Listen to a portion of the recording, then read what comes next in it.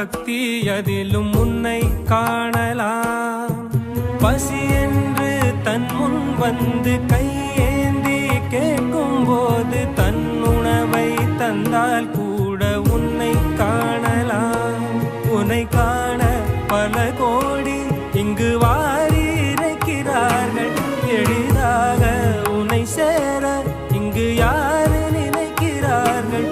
அலங்காரம் அதில் நீ இல்லை, அகங்கார மனதில் இல்லை. துளி கள்ளம் கபடம் கலந்திடாத அன்பில் இருக்கிறாய். உணர்ந்தேன் உனையே